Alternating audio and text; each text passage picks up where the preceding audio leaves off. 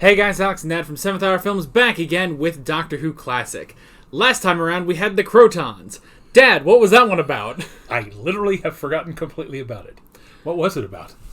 Well, the Doctor and the gang landed on this planet where they were like in this wasteland, and then they found these people called the Gons, and they were being ruled by these things called the Crotons. Who were running the planet with a machine or something like that.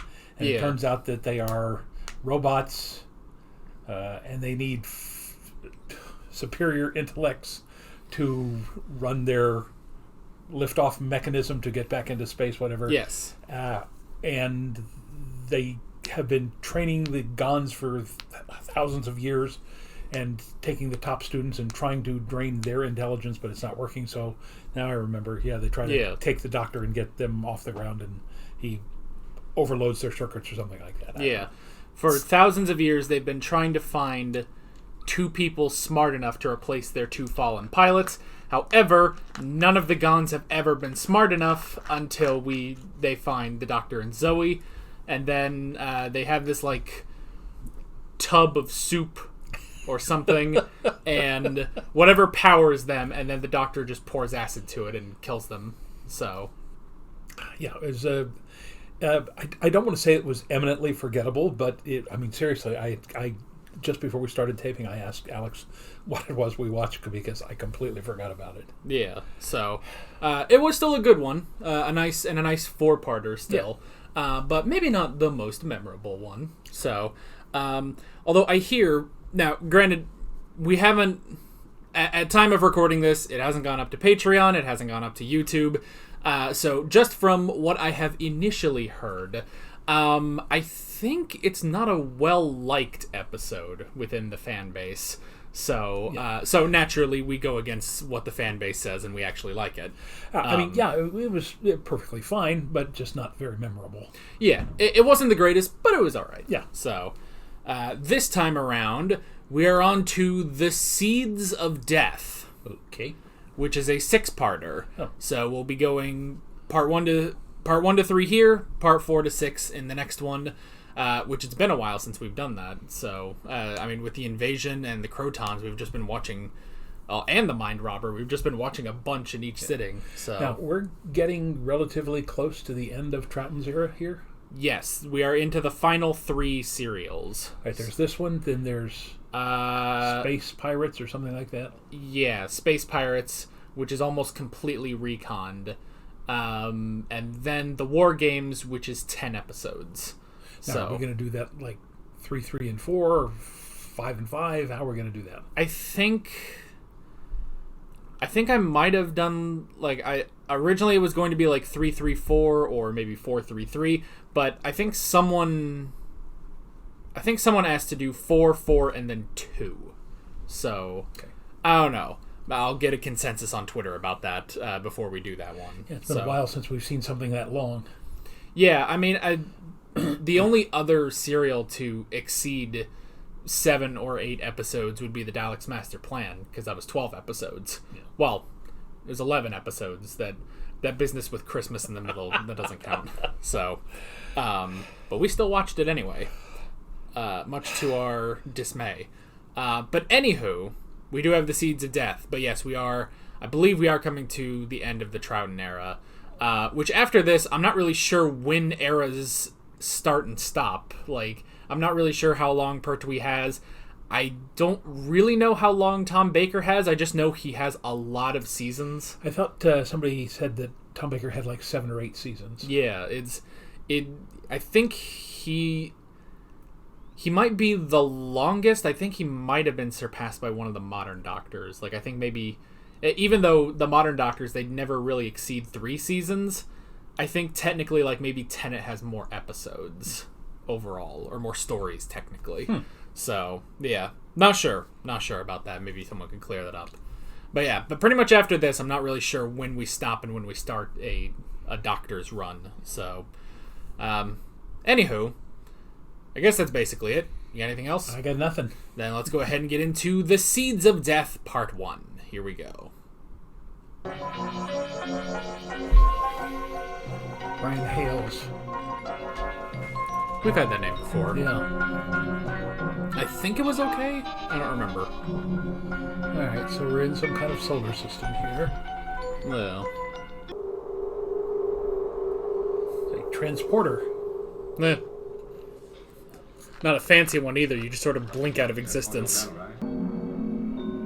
this is the moon. Wonder if this is the same moon base as before. Maybe. Didn't they have one of those geodesic domes, though? You may Something have like been on duty that. all night, Fusen. Kelly was going mad back in Earth Control. She would. Look, I'm sorry, Fusen. But it's my head in the noose as well, you know. Okay. 1 second, everyone. The power blinked for a sec. It's springtime weather, even though it's the first weekend of... Good Lord. Yeah. First weekend of summer here. We've had rain all last night. It's projected to rain for the next 8 days. So, we're starting to see the animals gathering 2 by 2. Here's the good news, and I would like to use this as a PSA for anyone who has a computer out there.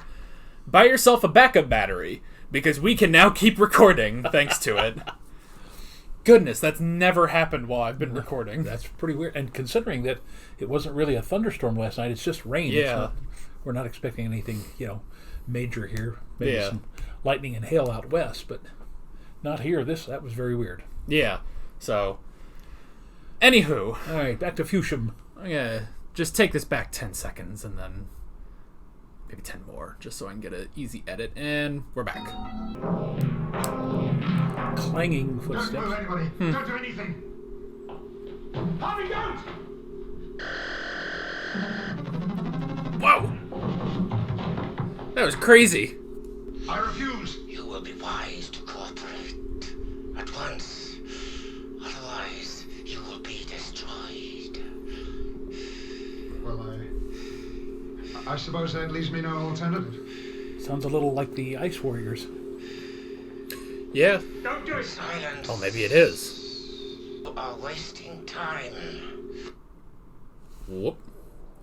You know what? I bet the internet went out.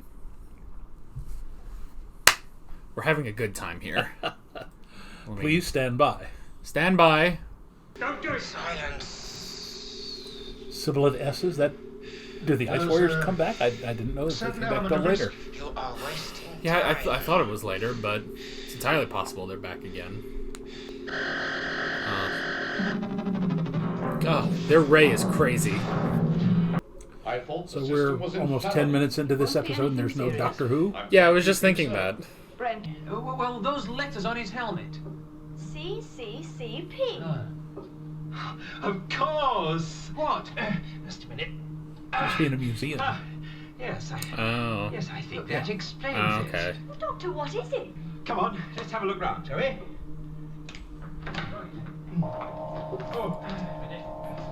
You gotta take your jacket. You gotta stay on brand. Oh my word. That thing's been in the TARDIS.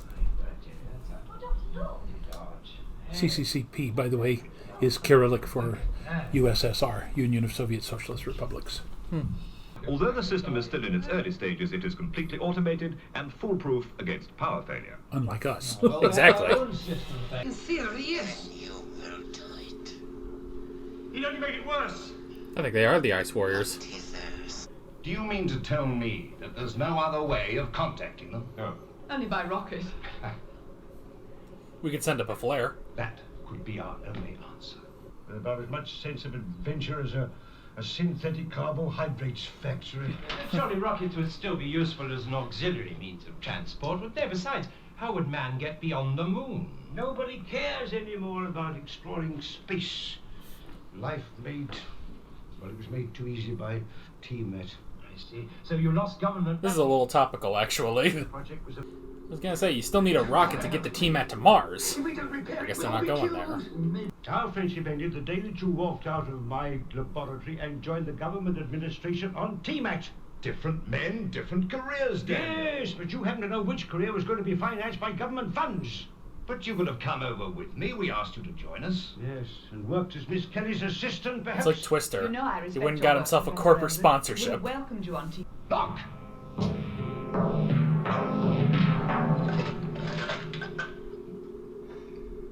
Yep, that's an Ice Warrior. Kill him.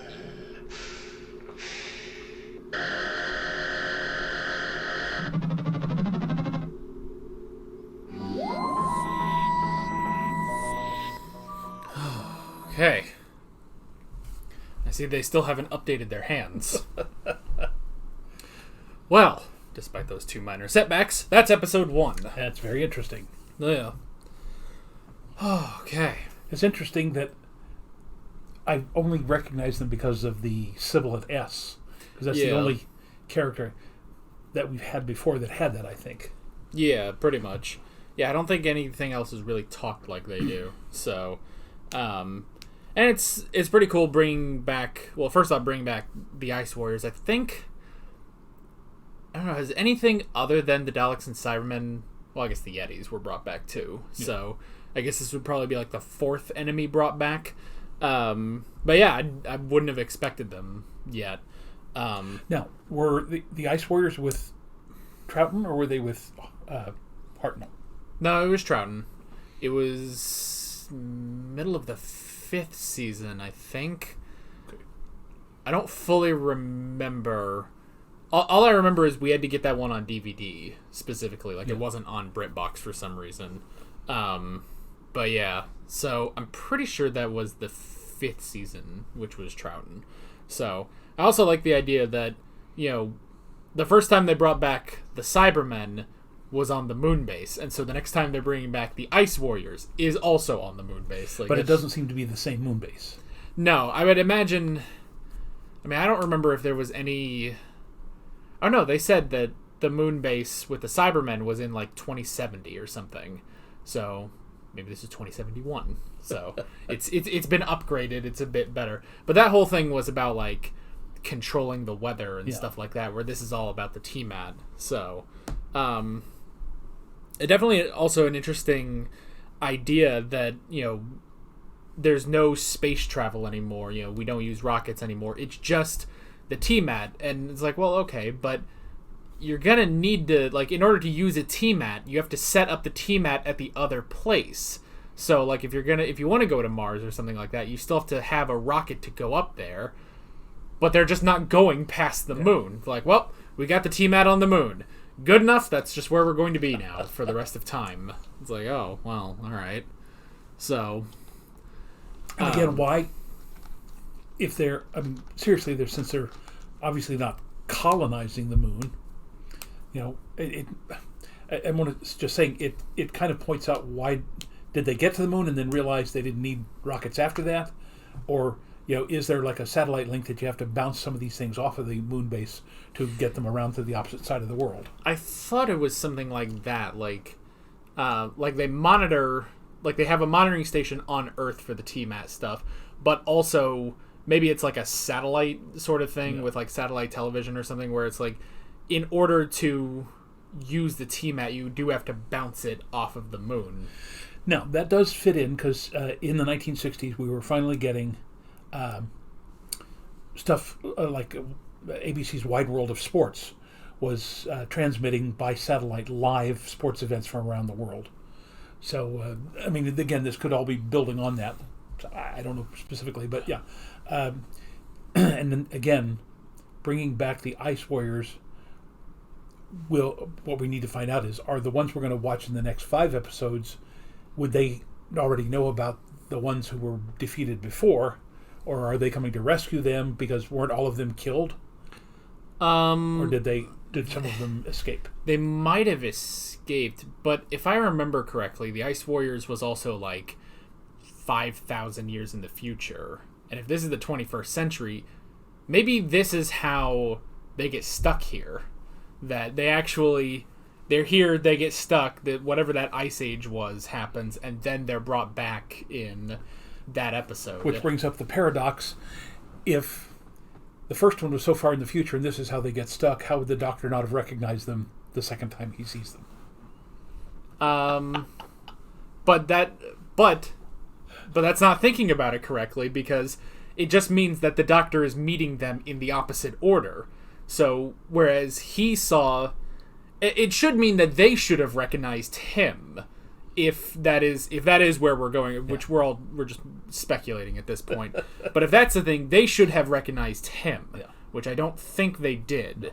So, well, why don't we find out? Yes, let's go ahead and find out. That's what they pay us the big bucks for. Yeah, well, somewhat big bucks.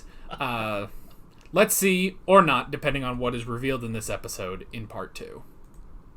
We could use a TARDIS. What, for a trip to the moon? Aye. We'd probably overshoot by a few million years. Yes, or by a few million miles.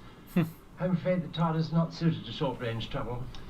Still, I think we should help. Maybe if you Mrs. asked her Brown. really nicely. I can't remember what defeated them last time. Something about the ionizer, wasn't it? Yeah, something like that. I think it was gonna, like, destroy their ship or something. Still got the inflated hips. This guy kind of looks like Steven. A little, yeah. It was designed for a 3-man crew. Ah, well, and I'm going. Commander, Yes. chemical fuel reserve stocks at launching site are barely adequate for moon journey and return. What about other sources of supply? New York and Moscow, transit impossible due to TMAT malfunction. But surely it's only a question of... Does getting nobody have a through. car? We shall come back by TMAT, won't we? Possibly. Somewhat slimmed down. I guess because he's the leader. The others are like the guards. We do not need an army. Earth will be ours for the taking. Very soon.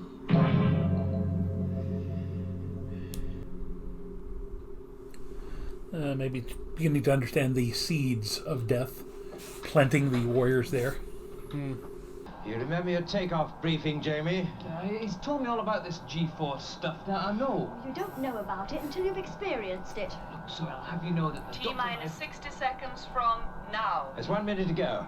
Now hold tight, everyone. You'd I'm think all they right, would wear Doctor. spacesuits. How about you, Jamie? 18.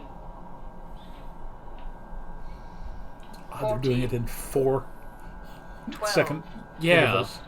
10, They did that in the 9, invasion, too. 8. Fry one of those fritters. I guess.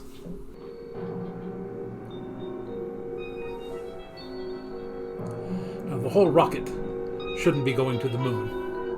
It's no use. Uh. No contact at all.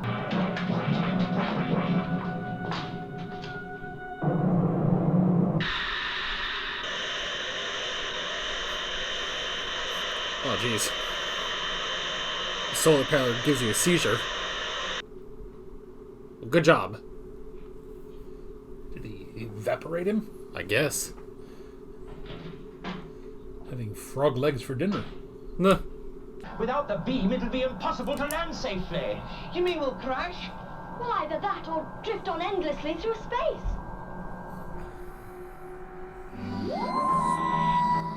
Oh, Jesus, credits are flying by. Alrighty. Again, from that time period, even from modern times, only the upper part of that would have gone onto the moon. The rest of it's just, booster rockets. Although with this new kind of system that, what is the name, Eldred developed, it does seem like there's too much of the vehicle that's left going towards the moon. Yeah. Okay. Well, that's part 2. Still pretty interesting, definitely. These Ice Warrior ones are definitely really good. So, I am kind of amazed that this random guy that was on the moon base actually did manage to make a device that successfully killed an Ice Warrior. Like, that was really impressive. Yeah. I mean, normally this would be the part where I'd be like, oh, maybe he'll be the next companion, but I don't think we're ditching Jamie. No. So, I don't think we're gonna leave Jamie on the moon or, in the 21st century with the TMAT and everything. So, oh boy. It is also interesting, because they have to go through this whole thing of, who should crew the rocket. And it's like, okay, well, the Doctor and Zoe, obviously. But Jamie's just kind of there because that's just what Jamie does. Like, even once they get to the moon base, how much help is Jamie really going to be? He's the muscle. He's the muscle by default because the other two aren't. Yeah. So, although Zoe did some jujitsu a while back, didn't she? Yeah, against the comic book guy in the Mind Robber. Carcass. Yeah, Carcass. So, yeah, I don't know. I mean, maybe if he can get a gun or something, one of their guns. Now, it did seem to me that there was a bit of padding with the whole argument. Took a long, long time, and then again, it wasn't as fast moving as the first part. But again, it's all to advance the plot, and it seems to have been padded by 2 or 3 minutes, in my opinion. Yeah. Well, I mean, it definitely reminded me that this is 6 episodes long. It's like, okay, so this is the episode where they're going to go to the moon base, but they're not going to get there. They haven't landed yet. We just gotta get to there. That's just what this episode is. Sort of an in-between episode before stuff actually starts to happen. So, which is fine. It's still fine. But yeah. The homing beam. It's cut out. I know. I'm trying to reactivate it. Well, what's gone wrong? I guess it is also a bit more spacious than a normal rocket would be. We have trouble if that didn't work. Yes, without the beam, but it is based on what we knew in 1969, the Apollo capsule. It's just slightly enlarged.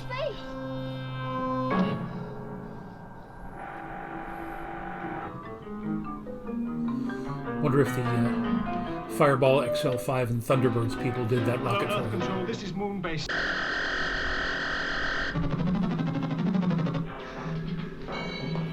They used that effect in Batman. The spray that the Scarecrow gave him.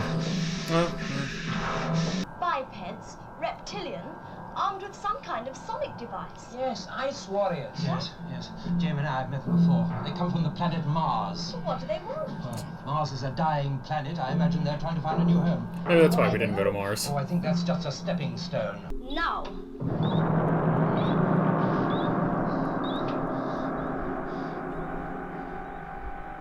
I guess it's just a rocket that can land. And most science fiction in the 50s thought that rockets could land upright like that. It's only recently that, like Elon Musk and those people have actually learned how to do that. Used to be a video game called Moonlander that was kind of cool.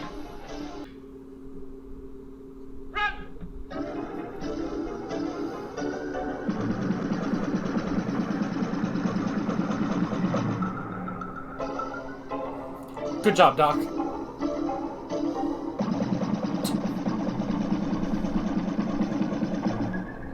took his gun.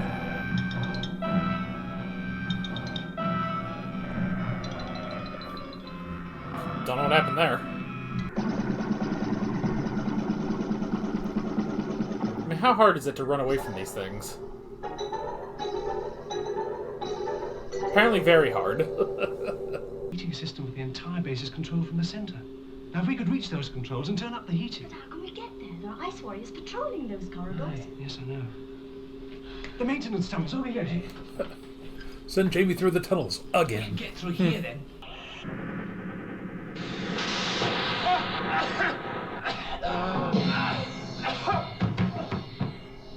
That's it. Some sort of chemical attack.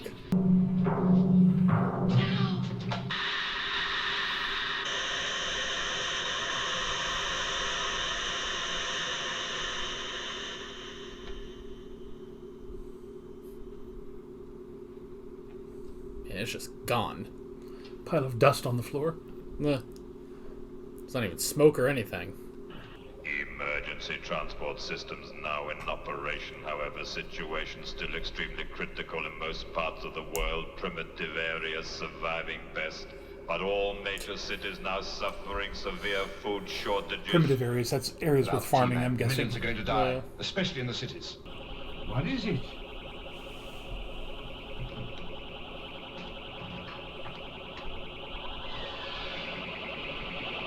It's alive.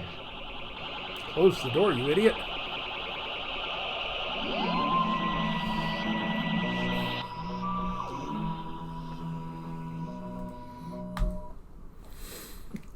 All right. For scientists who should be, somewhat wary of everything, you see a strange object materialize. You don't know what it is. You open the door and it starts expanding. The first thing you do is close the door. Yeah. All right. Well, that's the first 3 parts. Very interesting. Yeah, definitely. It is also interesting. I feel like we've kind of moved away from the whole T-Mat versus Rocket thing. I mean, mainly because we now have Ice Warriors to deal with. So yeah, it seems they have some sort of biological chemical attack that they're going to use with the T-Mat, which is interesting. The jury's still out on whether or not they will end up stuck here, and then that will lead into the Ice Warrior serial from last season. So entirely possible. Yeah. So excuse me. But yeah. Now, one of the things I was going to say is one of the more fascinating things I find about the Ice Warriors is that they are these big, hulking creatures who you expect to be very physical, and yet they're not. They're very intellectual. They've got a plan which they're intending to carry out using Earth's own resources against it. Yeah. And again, that voice is, more than the Daleks and more than any of the other villains, especially the Cybermen. That voice is very, very frightening. Humans have this kind of innate frightening feeling about snakes anyway, and reptiles, and just having that whispered voice with the sibilant S is just extremely creepy. Yeah, so... and speaking of, by the way, pardon my voice, I'm clogged up with pollen today, so I don't have a very normal deep voice. Yeah, so... but yeah, definitely, like... I don't know, like, it makes me wonder, like, with the way they were created... I wonder, like, the creation process of a Doctor Who alien, where it's like, on some of them, like... the Daleks and the Cybermen and the Ice Warriors and stuff, like, okay, these guys are kind of designed to where you could bring them back a lot. Then you get stuff like the Crotons, who it's like, okay, so we've got sort of a robot body with this crystal head that can spin, and what about the lower half? Just put a curtain there. We can't afford to make the rest of that costume. So it makes me wonder, like, how these are designed, and if maybe, like... are they designed specifically like, hey, we want to bring these back, or like, do they look at the sketches like, okay, we'll see how this works out in the costume. If it does work out, we're definitely bringing this back at some point. What I really don't get is that the leader, obviously his body, his physical costume is very slimmed down. He still is very reptilian, and I like the helmet. But it's like they tried with the underclassmen, whatever they're called. Again, they got those massive hips, and they're very slow moving. It just seems to me that that whole process could have been slimmed down to make them more flexible, so that when necessary they could be, faster moving. And I realize that's one of the drawbacks of them right now. One of the reasons they're able to, catch the 2 guys in the booby trap and fry them is because they're so slow moving. Yeah. But it just, these are a really interesting species that could have been designed perhaps a little bit better. Unless, of course, they're deliberately designing the flaw. Yeah. Well, I think the fact that their suits are no different from the last time we saw them. Yeah. It's just the leader that's different. I would imagine they just still had those costumes. Yeah. And so they were like, well, what do we do to make it different? We'll have a new leader. And so they designed the new leader, and it's like, okay, if we ever bring them back, maybe we'll work on that, maybe slim it down a bit. But, I would also be curious as to the state of production at this point, because, we've always said, like, oh, as the season goes on, we get more and more and more budget.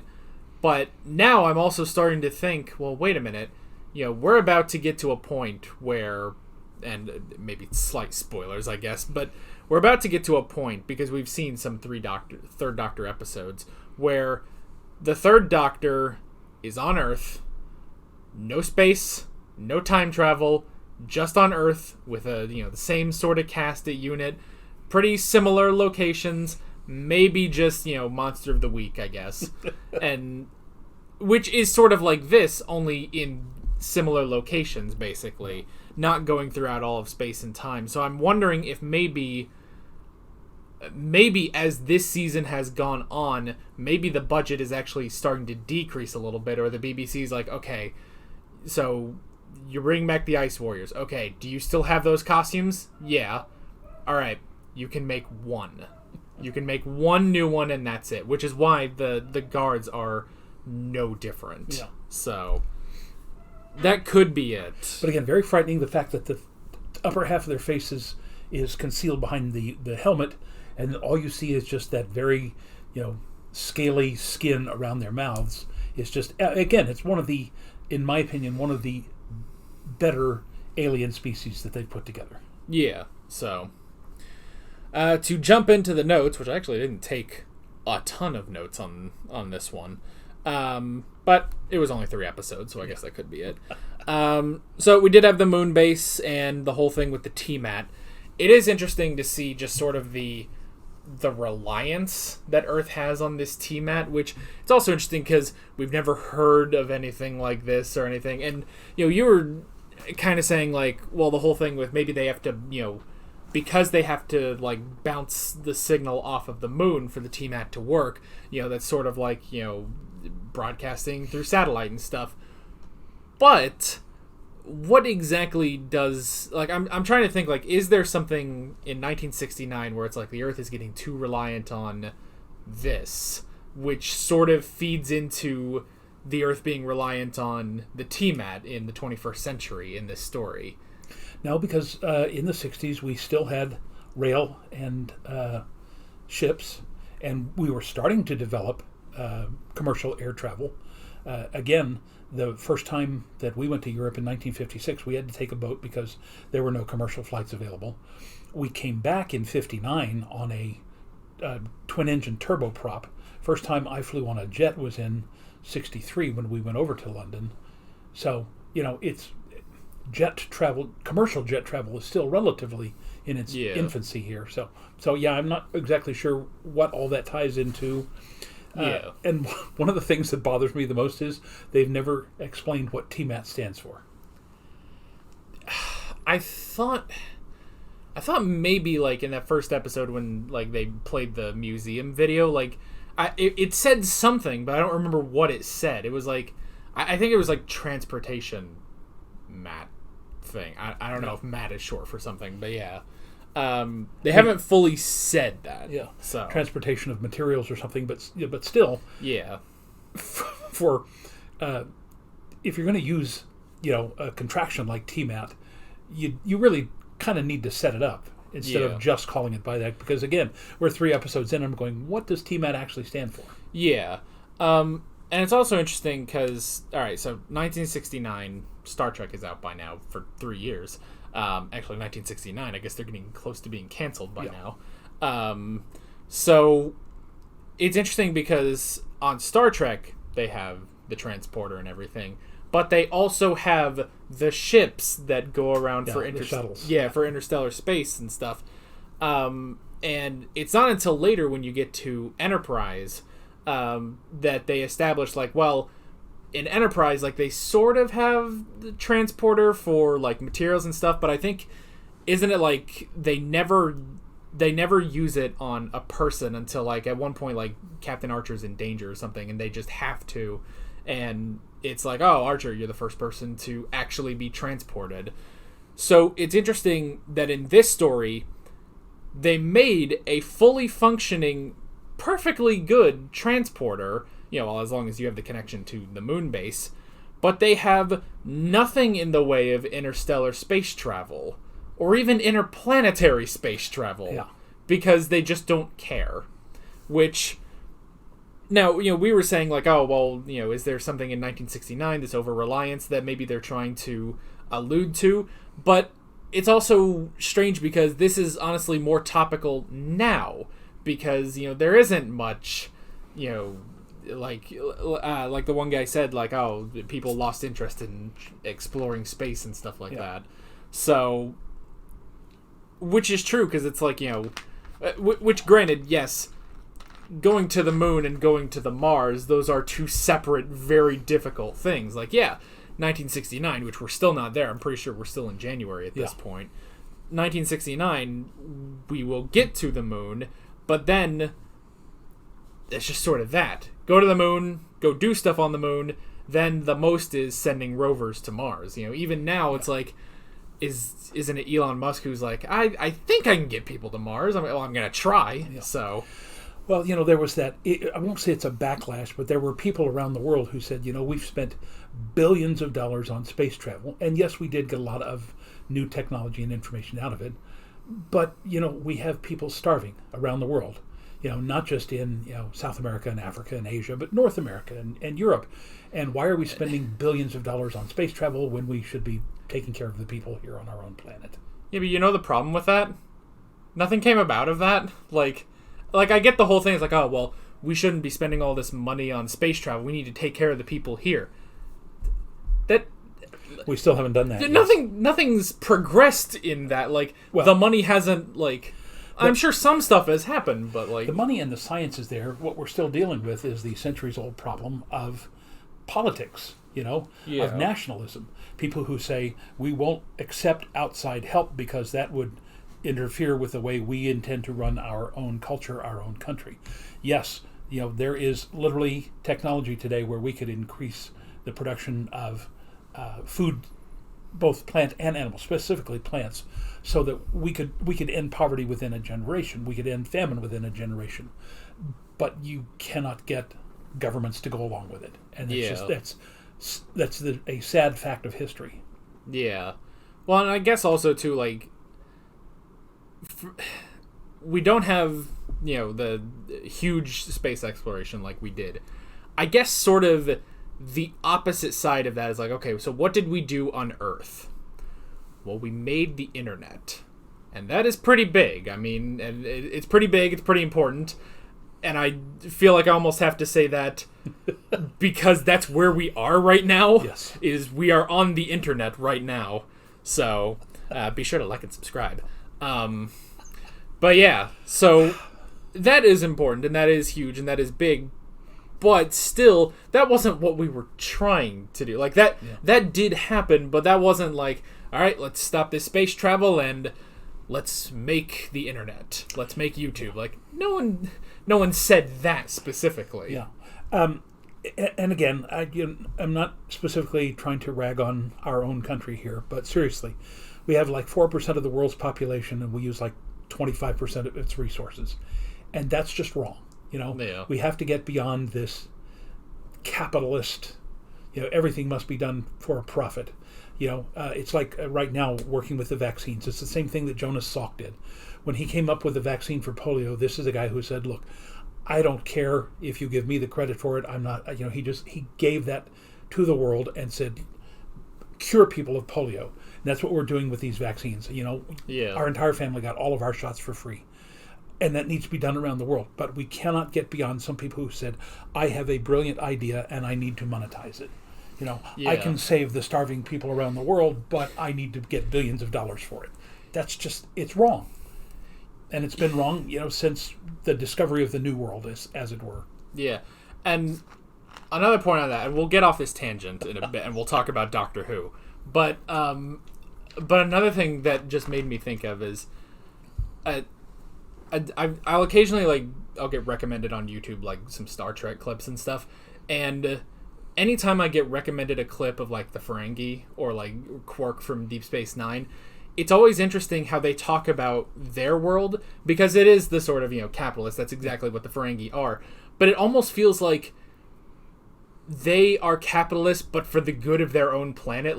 The way they talk about everything, and Riker or someone will say something like, oh, well, that nearly destroyed society on Earth, and the Ferengi are like, well, you should have done it better. You should have handled your business better. That's why the Ferengi as a species are doing so well, as they were better at business. And it's the whole thing with capitalism and stuff like that. We do need to help the people, but it almost makes me think, how could capitalists then work with that? It's a whole thing, Watch Star Trek after watching Doctor Who specifically. I can't say watch Star Trek over Doctor Who because then we'll lose everyone. So, on to the point of this episode. What was next? Jamie. That was the next thing I wrote down was the crew of this rocket ship, which only has enough room for 3 people. So obviously, let's bring the McCrimmon Piper from the 17th century. And I get it, he's stubborn about it, and he's like, oh, well, I'm going too. But it's I feel like with every passing episode, we're starting to, lose more and more of what we can do with Jamie. Yeah. I feel like they're kind of running out of things for him to do, which is unfortunate, because I like Jamie. Yeah. He's a great character, but it's like, okay, what can he do? Well, he can punch something. What else? He can punch something. He's specifically the muscle. Yeah. And unless they get into situations where, 17th, 18th century thinking is an asset, you're right. I mean, as far as companions, he doesn't seem to have a whole lot going on, other than the fact that he's an interesting character. Yeah. We love Jamie. He's great, but he doesn't fit the plan, Yeah. I think it definitely helps, though, to have it.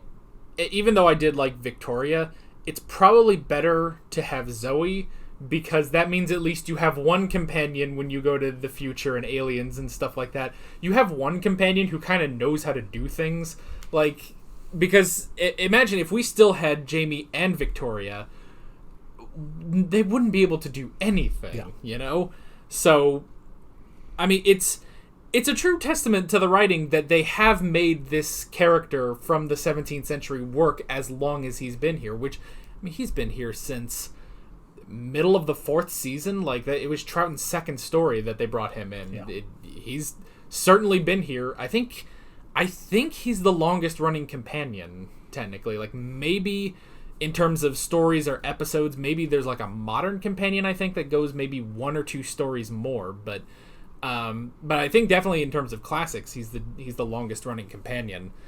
And, when we also have our previous example of someone from, a companion from the past being Katerina, who they immediately were like, nope, we're not keeping her. This isn't working. We keep having to have her ask questions like, what is a pill? What is a tube or something? It's like, nope, it's not working. Door? Yeah. Throw her out into space. We cannot work with that. So, at the very least, Jamie is from close enough to the modern age that he can sort of make his way around. But then you get to stuff like this where it's like, well, who's going to crew the rocket ship? Well, we could either take Miss Kelly, who is a brilliant technician who can figure out everything and really help the Doctor and Zoe, or we could take Jamie. Well, I guess we're taking Jamie then. So, but notice Miss Kelly came along anyway because they managed to get her up there on the T-mat. Yeah, that's true. Which honestly, at this point, if they had just waited a little bit longer, they could have just gone with her in the T-mat. Which leads me to believe that there may be something about the rocket. Right? The rocket will serve another purpose. Yeah, if nothing else, serve. And again, I'm just speculating here that if they need a way to destroy the moon base, the rocket could do it. They transport out on the T-mat, blow up the rocket, and kill all the aliens. At the very least, it should have all the fuel it needs. Yeah. So they could sort of blow that up, or if they blow up the rocket and it blows up the fuel depot and stuff like that, it's like the end of Rebels. They just blow up the whole thing. Yeah. So. Or the end of wasn't it the Waters of Mars, where they blew up the station there? Yes, it was. They had to blow up the entire station, and luckily, the TARDIS worked, so they all just got into the TARDIS, and he took them back to Earth. So, I can't wait to get to the point where the TARDIS does work, which I think, if I'm correct, it's not until the 3 Doctors that it's ever going to work, because that was the thing in that episode. I think because the 3 Doctors, saved the day and stuff, that the Time Lords finally fix the TARDIS, and so the Third Doctor can go and do anything, even more than just, leaving the Earth. He could go to different places and use the TARDIS more. So yeah, that was what, season 10? This is season 6, so it's gonna be a bit before we ever get a functioning TARDIS. So let's see. I do also find it interesting that they did not use spacesuits in that rocket. Yeah. And I get that, like, okay, obviously it's a different kind of rocket than what we know of. Just to the fact that, it stayed all in one piece and then they landed the entire rocket on the moon. But the fact that they didn't wear spacesuits, I thought was very strange. Yeah. Especially when they were still going on about, like, the G-force and stuff like that. So yeah, even later on with the introduction of the shuttle, they always wore their spacesuits during takeoff and landing. Yeah. It was only once they were in orbit that they were able to take those off and just work in regular work clothes. Yeah. But one of the things I thought of here is that they would keep the rocket in orbit and they would simply take that first stage and land it, which would have made much more sense even in that time, because that's what we were doing. We sent the Apollo capsule to the moon. The command module continued to circle the moon while the lander, which was in that second stage, went down. It came back up, reconnected with the command module, and then they jettisoned the lunar lander and then sent the command module back to Earth. So that would have made perfect sense here. Yeah. You know what I bet it was, though? They had a model for a rocket, but they didn't have a way of disconnecting the parts. Yeah. So they were just like, just film the rocket, we'll just film it sideways and it'll land. It'll be fine. So the kids aren't going to notice. But no, instead, the two of us, being the analytical a-holes we are, we notice that stuff. So again, Fireball, XL5, and Thunderbirds could have taken care of that. Yeah. Thunderbirds, that's another show from the 60s, right? Yeah. Actually, when I was coming up with things to replace modern Doctor Who on the schedule, there were like 3 or 4 people that recommended that show. And I kind of looked at it and I was like, you guys want me to, like, I know I'm watching a show from the 1960s, but you want me to watch another one. And so I didn't end up going with that. But those are fun. We could do 1 or 2 of them sometime later on if we wanted to. Yeah, maybe. Just so that you could see what they are. Maybe. Let's see. Technically we're halfway through the notes, but I feel like we've been talking for so long about the economy and politics, so I might just sort of fast track a couple of these. Let's see.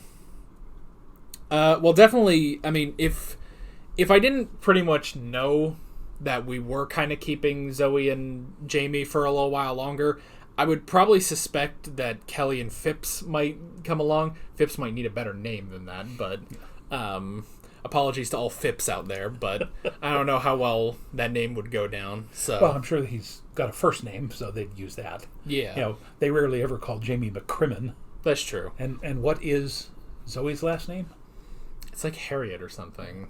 Harriot. It's like Heriot. Yeah. Something but they like never that. use that. Right. I think the only time is like the Brigadier will call Jamie McCrimmon.